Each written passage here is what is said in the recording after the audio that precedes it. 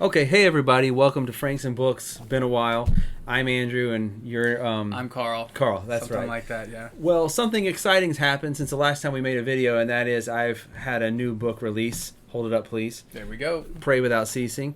And you know what? A lot of you, like 3 people, have asked. It's been more than that. It's been, I'm being humble, but it was at least 5. It was at least 5. Have asked, hey, can we talk about it a little bit? What's real in the book? Because this is my testimony. It's based on my real life. I've told you that every single chapter is based off something that really happened to me. So I'm going to go chapter by chapter. Today's chapter 1. Does that make sense? Yes. Yes, we're going to go to chapter 1 and talk about it. And I'm just going to give you some behind-the-scenes info, tell you a few things that are true, maybe leave you hanging on a few other things. Hey, what's your first question for me? So, why the title? Okay, the title's a great place to start. This is why you're my partner, man. My partner on this. So, listen, Pray Without Ceasing is the title. Funny enough, the original title was Snakes in the Sanctuary. Cool, huh? It was cool. Well, why'd you pick this one? Well, actually, there's a version of the cover what it actually says "Snakes in the Sanctuary," and what I was thinking when I originally came up with that title was like a snake in the grass. You feel like you're in a safe place, but anytime it can reach out and strike and bite you and hurt you. And when you think about the biblical connotations, right? Isn't that a cool word? Connotations, and that's the right word. It's a big one. It sounds weird right now. It sounds weird in my ears right now, but. There's a lot of snake stuff in the Bible, dating all the way back to the very first story, which is Satan. Adam and Eve. Okay. Adam and Eve is Satan. Yes, he's involved. He's involved. And so Adam and Eve, and they're in the garden. And was there supposed to be a safer place than the garden? I mean, No, that's a very safe, so. like a sanctuary. And what happens is the snake enters this garden and tricks them. And how does it do it? Like, by Sneaky perverting God's true. word, And so that's why I picked that title originally, but can you guess why I changed it? It has to do with a movie, by the way. It sounded too much like Indiana Jones. No. Oh, okay. But, snakes. Why did it have to be snakes? Like, well, they're in that like the Egyptian sanctuary thing, aren't they? Yeah, that's true. Okay. But that's not why. Oh.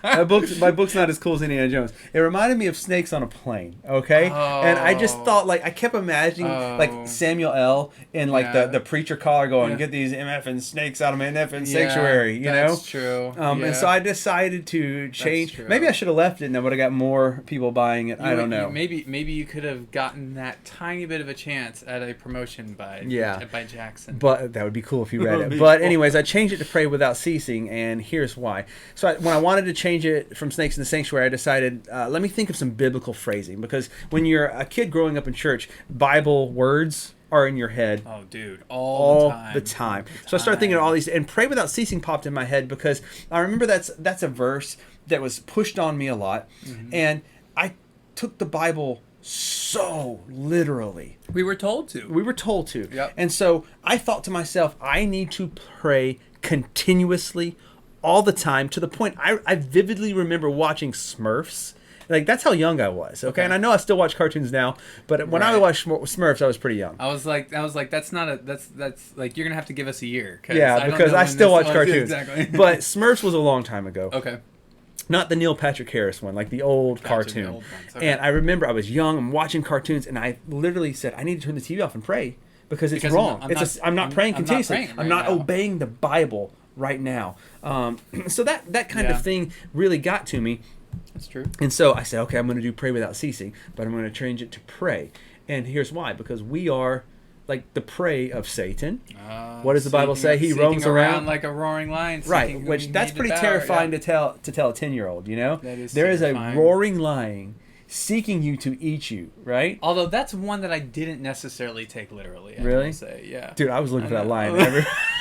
I mean, he was already a snake in the garden. I don't know, but maybe I just didn't think lions are so terrifying. Now, if he had said, like a velociraptor? No, like if he said Satan's going around like a giant spider, I'd be like, yeah. Okay, well, now I'm scared. Right. Yeah, but lion, just so you know, I didn't take that one literally, but I took it as we are prey, and we are always needing to be on the lookout for those fiery darts. I felt like that's true. That's true. And more than that, I felt like we were prey to a group of adults, well-intentioned or not, that was trying to mold us into not the image of Christ, but the image that they thought of Christ. Mm-hmm. Not really make us ambassadors of Christ, but make us more representatives or ambassadors of a culture they had created in the name of Christ. In reading your first chapter, I noticed that, well, for one thing, don't you say in the beginning or at the end? Is it at the beginning or at the end where you say that this book models a lot after your life? Right. This is my childhood. Okay. Really my preteen and like beginning of teenage years, the cusp of the teenage years. Okay. That's what it is. Okay, that word made me feel uncomfortable. I don't know why. Cusp. Yeah, that was it. So in the beginning you say that you kind of give a prelude to it when you say my childhood happened, so did yours. You know what I mean? So, that kind of funny how our brains remember. Right, exactly. And in the original rough draft, I quoted myself, Andrew Franks. And then when I edited it, I realized, like, that's just, why do I quote myself? I wrote the book. That's stupid. Shouldn't you just put quotes at the beginning of the book and at the end? Wouldn't that be just move on. But Dalton, who's the main character in this book, his dad is a pastor, right? Okay. Yeah, Dalton is me. It's 100% me. Okay. Even though people have been asking if you knew me growing up, even though Dalton represents me, I 100% thought of this guy named Dalton Ard the whole time. Like, his face was the face I saw. Hey, Dalton, great friend of mine. Love him and miss him. Right off the bat, I don't like the dad very much in this chapter, and but it's a little bit because maybe it's from Dalton's point of view, because the book is from Dalton's point of view. He's very overbearing pastor, isn't he? He's. And you're kind of getting the feel of it because you never want to take someone at first glance. But right off the bat, you're like, well, this guy, not only is he a rule follower, but he's like staunch. Like, he goes the speed limit. You know what I mean? He's like, it was, he takes every opportunity to turn something into a sermon. Yeah, it takes every opportunity to turn something into a sermon. Later on, he's like, there's no cussing in that show we get to watch later on tonight. Yeah, he likes the Andy Griffith Show because he's like, it's the only pure show left, and there's no cussing in it, and cuss words are a big deal to him, which later in the book you find out. And man, cuss words were a big deal to me growing up. Like, that was like they were to me too. You don't cuss, right? No, you don't. You go straight to hell. You damn it, you would go straight to hell. You know what I'm talking about? By the way, my dad actually was a pastor. Read into that how you want, okay? But my dad was actually a pretty strict pastor. Okay. I will say this: the book hits the ground running. Sure. Okay. Because I don't want to bore you. I just want to tell you my story as quick as I can, and I think that a lot of people do appreciate. Some people want more, but I hope you appreciate that. I do appreciate it. It was good. It's grabs you right away. In the very beginning, in the car ride, he's talking to his dad. You get a feel for his dad, but then he's also thinking reminiscing about the thing that's on. Yes, what happened at the church service. Right, they're in the car. They're driving home from church, which is something that happened a lot to us. Correct. And I grew up in Alabama, just like in the book. So I remember those old country roads. They're very dark that we'd go down. And we would usually talk a lot of times about what had happened in the church service, what the preacher talked about, things like that. And in the book, yes, the evangelist that was there, because Dalton's dad is the pastor, but he had invited an evangelist. Okay, and the evangelist pulls a sheep up onto the stage and acts like with shears or a knife or something, he's going to slit the throat of the sheep. As a representation of what they used to have to do in the Old Testament to atone for sins.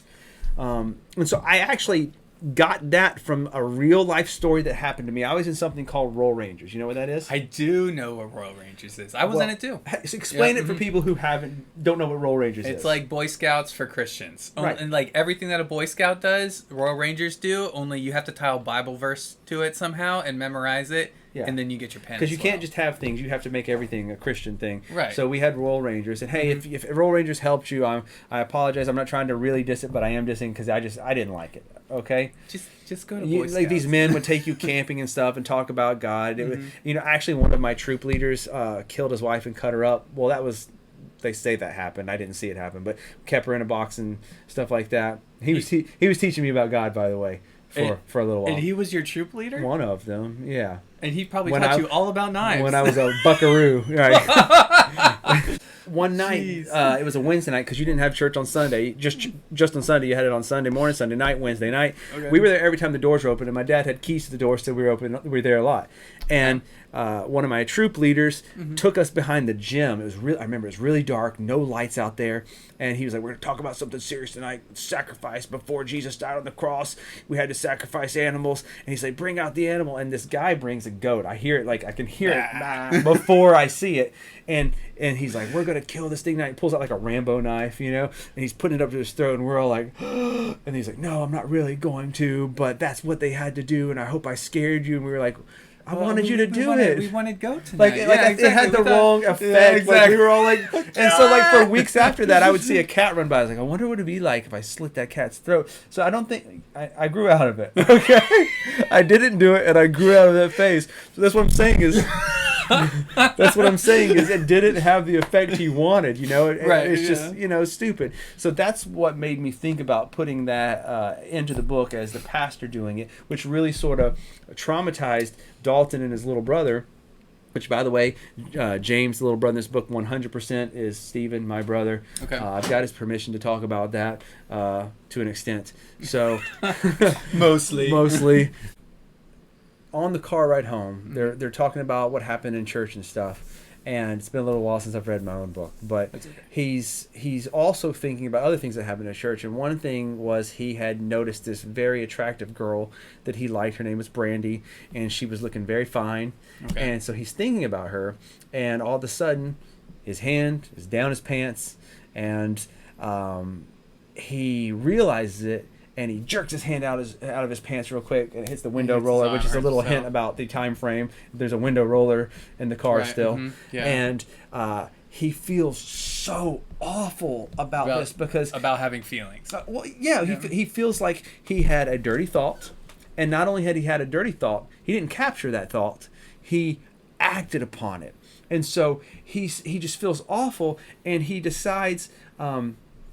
Or he starts remembering about a sermon his father had preached before that said, every time you sin, it's like you nail Jesus back up onto the cross again. It's like you crucify him all over again. Yep. That was something we heard. It was drilled into our heads all the time. And I remember being young, dude, and I was like, hold on. That's just life-changing. It's like I look before me, and there is just landmines of sin everywhere. And you're telling me, oh, by the way, we had seen movies like The Passion of the Christ, which I like. It's a good movie, but it is brutal. And the crucifixion was brutal, but we saw how brutal it was, and the blood and the nails, and then we have the dramas on stage, and Jesus, the one long-haired person in the congregation with the beard was always Jesus, put on the white robe, and they'd take him up there, and they'd be like, no, and he's and screaming. And so literally I'm thinking to myself, I'm walking through this landmine, and anytime I step on one, whether I think a girl is attractive, whether I was watching a movie and thought I shouldn't be watching this movie, but then I watched it anyways, or whatever I did, I would be like, I'm nailing Jesus to that cross again. And I felt so bad because to me everything was a sin, and I felt I was just nailing him to the cross all the time. And really I feel it was a very unhealthy way, and I had an unhealthy psyche at the time because of that. Yeah, I feel like that's a good reason why they have kids' church and why they keep those kind of analogies in for the adults. But those kind of analogies, they don't stay. They have worked their way. I was a children's pastor for years, and I'm telling you right now, the kids hear it anyways. And you. And I'm guilty of this, but you would be like, okay, I woke up this morning, I haven't wrote anything for the kids. I need to write a sermon real quick, or an analogy for the kids, And so you write something really quick when the Bible talks about how you'll be judged for being a teacher. You spend time to think about what you're going to talk to the adults about, but these kids who are more impressionable and can't look into the word themselves, they go, hold on. Right. What that preacher just said is suspect. Let me go back to the word. We don't think, but we just get up there and we say things. Like, for instance, I remember this one time when I wasn't the children's pastor at this point, but the children's pastor came in and he wanted to do this whole sermon about how this kid wanted a cookie, and his mom had told him before, like, no cookies for after dinner, but he wanted one. So he went to the cookie jar, and Satan kept telling him, get one, And so I'm like, so you're telling me that I'm supposed to tell the kids anytime they want a treat, which is all the freaking time. Yep. It's Satan telling them. And to go further into that point, there's this little girl. She was getting picked up from kids' church, and she was excited to see her mom. So she ran up to her mom and she jumped into her arms. And her mom was like, "Oh, my back, my back." And the girl was like, "Mom, what's wrong with your back?" And she goes, "Oh, Satan just jumped on my back, but we'll just pray for it." And the little girl's eyes, like the mom's hurt, so and the little girl's like, "Satan? Oh my Satan?" God, yeah. And it's because we've been taught. Well, yep. They've been taught that anytime there's an injury or hurt, right, or a sickness, it doesn't matter if you've been eating wrong or if you've been, right. don't stretch or whatever. It's the devil. Yep. And I wanted to say to that little girl, maybe I did. I won't tell you. I won't confirm or deny. But I was like, no, it's not the devil. Your mom's just fat and she didn't bend over properly, right? That would have been healthier to tell her. It would have. Then the devil jumped on your mom's back. And now here's this kid who's doesn't understand any better to fact check anything. Now thinking that the devil literally physically attacked her mom. Like, think about this, man. The amazing people. The amazing people who help in kids' church, because the kids' church is just like... It's insane. It's insane. Yeah, and the people that help there deserve the mansions, the bigger mansions in heaven and stuff like that. However, those people, they haven't... While they're amazing servants who help, they shouldn't be teaching your kids the Bible.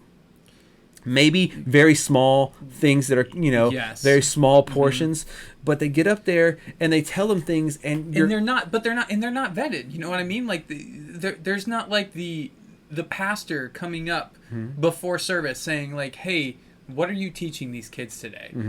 But even if they were, in your case, like in your book's case, it really wouldn't have mattered. Like the sort of the whole point of this chapter is, as parents, we care so much about, oh my gosh, before a kid's even a teenager, how many sexual scenes have they looked at? How much violence have they seen in video games? Like how many arguments and things have they heard? And we understandably and correctly worry about that kind of stuff. But not how often do we wonder, by the time they're 12, they've heard so much false doctrine. By the time they're 12 or 13, they've heard so much legalistic bullcrap that's not really biblical.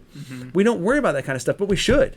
You worry about what your kids are learning in school. Why aren't you worried about what they're learning in children's church? Those old country roads I was telling you about, that's one thing we were always worried about. We'd see deer jump in front of the car all the time, and we have to hit the brakes and stuff like that. Did you ever have the deer whistles on the front of your car? I don't know what that... I never had a deer whistle, no. No? Oh, okay. I feel like that's fake. No, they're not. I feel like I don't think they're fake. They're little... They're okay, and I don't live in the north, so they probably are fake. But I know that everyone up north, they put these little, like, I thought they were whistles. They're like these little chrome things that you put on the bumper of your car, and I think when you drive, they make like a high-pitched noise that you can't hear. Oh, okay. That you can't even hear. It's above it, and it keeps the deer away. So well, have you ever seen The Parent Trap? Which one? It doesn't matter. When you watch it, they have those sticks that get together, like keeps away the mountain lions, and it doesn't. They're lying to the girl. I feel like you're doing that to me right now because I don't believe in the whistles. But whatever. Okay, go ahead. So anyways, yes. So this deer, well, Dalton, he actually says, "God, I'm sorry that I had this thought." So he's thinking like Abraham was provided the ram. Give me a sacrifice to make up for, because I always felt like I had to make up for my sin. Sure. I collected Star Wars. I still do, but I collected Star Wars toys as a kid, and at one point I threw away a bunch of my Star Wars toys as a sacrifice to God. Because you thought it would help atone for some things, not like just in general. I just wanted to prove, like, hey God, you know how much I love you. Watch these Star Wars toys. Trash. It's almost like a form of like the monks and everything that like self mutilate. Yes, I almost said defecate, but that's not the right word.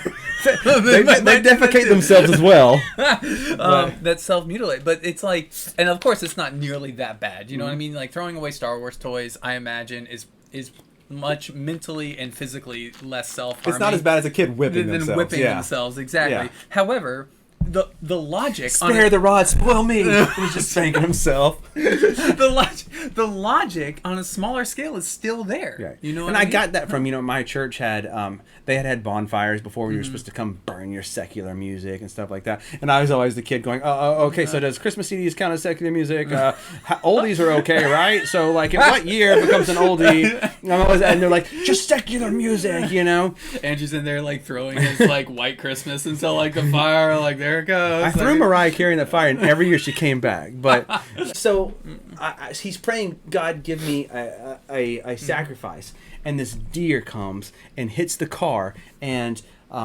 and just gets like the head gets impaled, like those.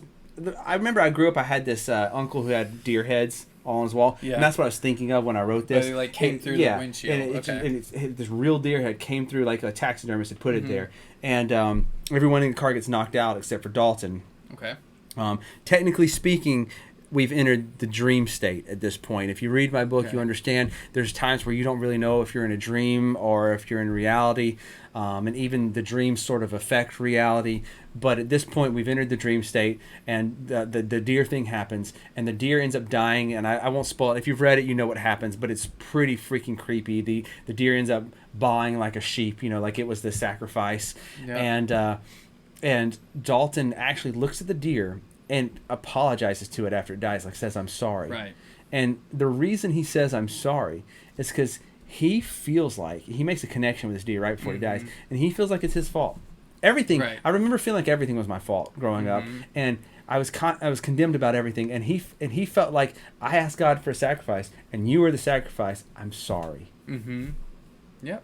Well, we're also taught that your sins will find you out, and which I'm sure is true, but not in the way that they want us to believe when we're growing up, and everything happens for a purpose, and along with all of these other things. And so what you get, like myself growing up, I was much like you growing up, although I'm not sure to the extent that you were. I was pretty close. I'm worse, Carl. I'm worse. You were worse. I will give you that. I remember growing up thinking like, oh, well, they said everything was for a purpose, so I guess this happening right now is because as a result of me doing this, or right. God will somehow, God is using this to punish me for this, spiritual Christian butterfly effect. Like every sin you have creates this and that, and it ends up being your fault. Yeah. So tying back to me, which is a very selfish thing to think, but as a kid, because it's not true. You're not thinking selfishly. I mean, you're thinking selfishly in that I'm responsible for all this, but you're taking way too much on yourself that was never meant to, never supposed to be there. Yeah. Right. You're pilgrim progressing it, man. You're putting that burden on your back. Yep. Your life and everyone's life around you. Right. So he apologized to this deer. We've entered the dream state now, so we might as well talk about the dream.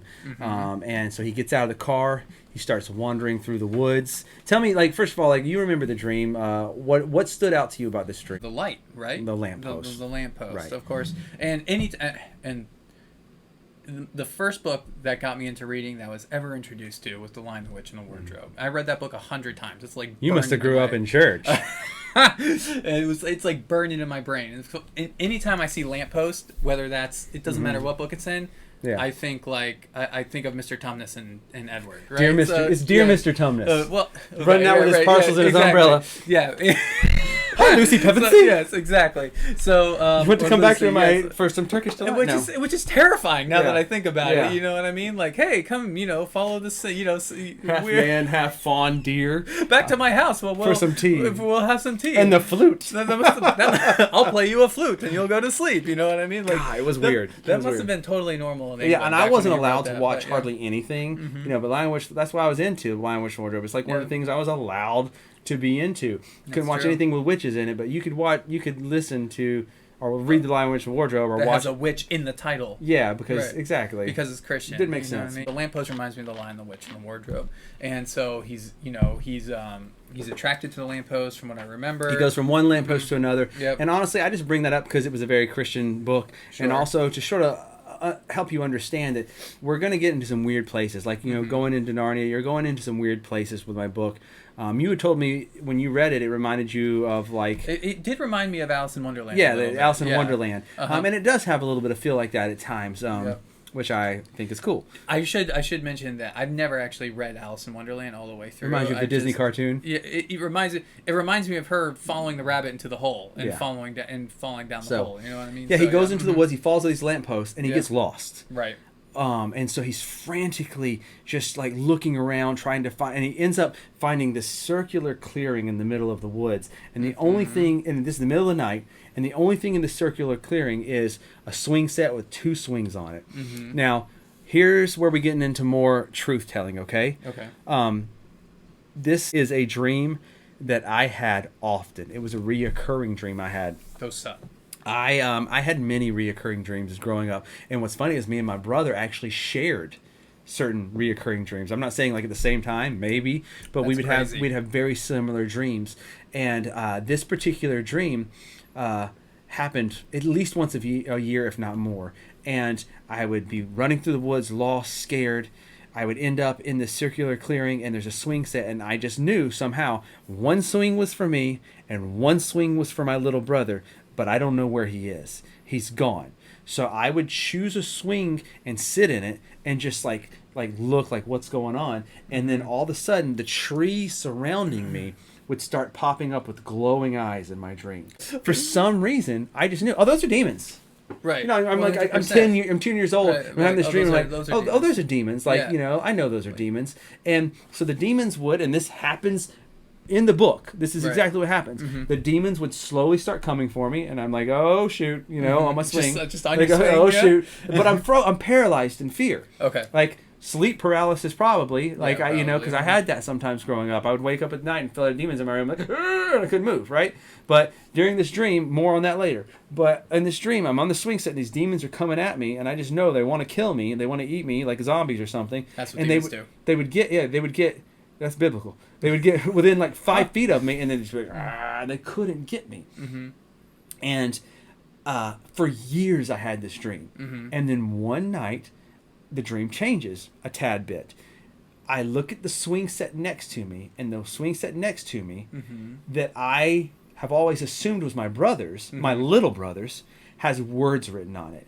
And the words say age of accountability. Now in the book, I don't actually write him getting up and getting another swing. He just reads the word that come. But in my dream, I got up, I sat in that swing, making room for my little brother to come sit down. And then as soon as I sat in the age of accountability swing, the demons just destroy me. And I wake up literally screaming for my mother in sweat.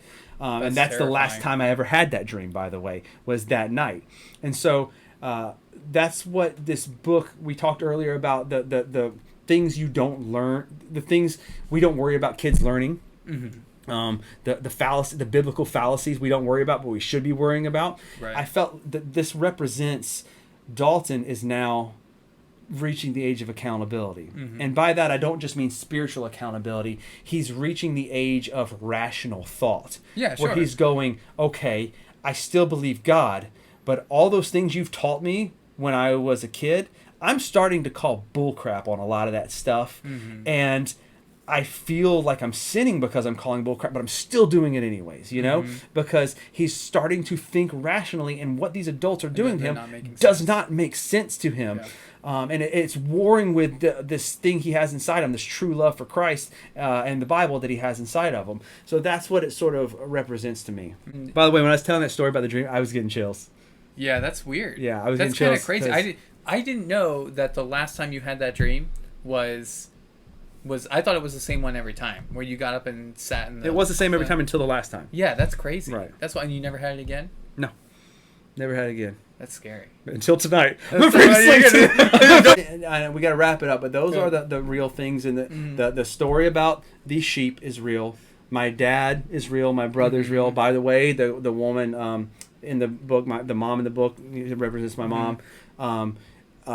The hitting the deer is real, but not everything. Wait, so you actually hit a deer growing up? But okay, you find out in chapter 2, to get a little ahead of ourselves, you find out in the chapter 2 the deer didn't actually come in the window and bleed, yell at him. Well, I assumed you didn't get screamed at by a decapitated deer. And but the title of the chapter is "My Cupholders Runneth Over." Right. And so in the chapter, he slits his throat. You know, much, and the blood just pours out and completely fills up the cup holders until it's running over. That didn't actually happen. Okay, but the dream, which didn't actually happen either, is real, as in I dreamed it. Gotcha. So that's another part that's real, and I've always wanted to put it in a book, and now it is. I think it's the perfect book to put it in, honestly. Yeah. So, well, anyways. Cool, man. That's awesome. It's crazy how, the first chapter's not long. It's like, what, nine pages? Almost if you're afraid to read, don't be afraid to read this book. It's super short. But it's the reason it's so great is because it's so packed full of the symbology that is, if you grew up in church, you will relate to. Even if you didn't get as hit hard with it as you did, or I did, or you were taught by better teachers, or people who knew the Bible a little bit better and weren't just saying what had been repeated down By the way, let me interrupt you. I had some good preachers. Okay? Sure, I had some good pastors. I'm not, and even the ones that I don't think were theologically sound. I feel I don't hate them at all. I love them. It took me a while to get over some stuff, but especially now I'm over it and I love them as well. I don't do this because I hate church or I hate pastors. I do this because I think we need to be better.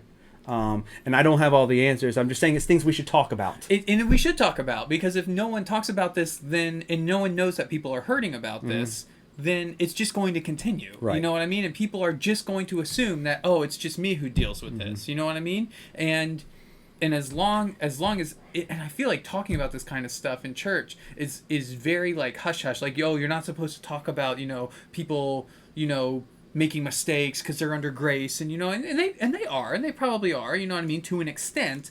But at the same time, there's a lot of your responsibility. Well, yeah, I remember growing up being told you're not allowed to throw spears at God's anointed, and basically they were saying, I'm the pastor and I'm anointed by God, which we can talk about biblically later. But so you can't talk about what I'm doing wrong. I'm like, right. That's not true. Okay? Now, I shouldn't be disrespectful. I shouldn't be mean. But you can't hide behind this. Don't throw spears. David didn't touch God's anointed, so you can't touch me. Oh, so you're saying that... No. I'm sort of over that. I don't mind talking about it. I really feel like whether it be the church or whether it be the country, in so many areas, the thing that's going to set us free is the truth. The thing that's going to help us is transparency. I was actually told when I was a pastor, I was told one time that I'm too honest for my own good, which is just mind-blowing. That's ridiculous. Well, we've made pastors into like Jedi Knights or something like that, and I just know that, I grew up, I not only want to be a pastor, I was called, I was anointed, I was supposed to be a pastor,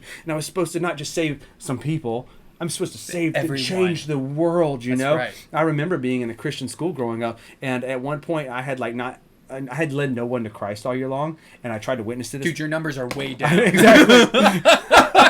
And so I remember being in this classroom, and I tried to talk to someone about Jesus, and they just they talked the hand, and I took my backpack and I just threw it. I remember I threw it so hard it was like the splitting of the Red Sea. The desk were just fly. Or at least in my mind, that's what happened, you know. And I left the classroom. How was I allowed to do this? And because the church and the school were connected, I walked to my youth pastor's office, and he was in there, and I just started bawling in his office, crying, and I was like, hey, you tell me all the time I'm supposed to change the world, and you tell me about these guys that they got anointed and they preached at their school, and their school had revival. Revival was a big word, and I didn't want to just have I wanted to cause a revival. Right. And so I thought, how can I make a revival? How can I change the world if I can't even lead one person to Christ this year? And he actually grabbed me and hugged me, and he was like, I'm so sorry. Yeah. This is my fault. I should have never made you feel this way. In order to be used by God, in order to be important, you had to start some huge movement. You just got to love God. That's it, Andrew. That's it. And I remember just having this big weight falling off my shoulders. And I think the pastor came to the realization he needed to be more careful of what he said, because there was impressionable young minds like mine taking everything he said at face value 100%. And if I don't change the world, you're not doing good enough. Yeah, you're not listening to God. I'm not fulfilling God's perfect will in my life. And it's just not cool. And there's other people, believe it or not, there's other people that feel that way right now. Yes. To wrap this up. Okay. Everyone out there, if you would do me a favor and just bow your heads and close your eyes. If you're in this room, this World Wide Web, and you feel like I'm just kidding. I was going to do an altar call. I can't do it. I can't do it. I want you to walk to your screen right now and kneel down. Meet my hand on the... Oh, man. We didn't take up tithe and offering. We didn't. Oh, my word. That's the most important part of church. Remember, it's 15%, people. Anyways. So, listen, we love God, and we're not trying to give any answers out here. We're just trying to have fun and start some conversations, okay? Please leave a comment. This book right here, and follow. This book right here is for sale now on Amazon, Barnes & Noble, digitally. It's on a lot of places too. So please get it, read it. Join us for when we talk about Chapter 2. It only gets juicier from here. Thank you very much, and thank you, Carl. Absolutely.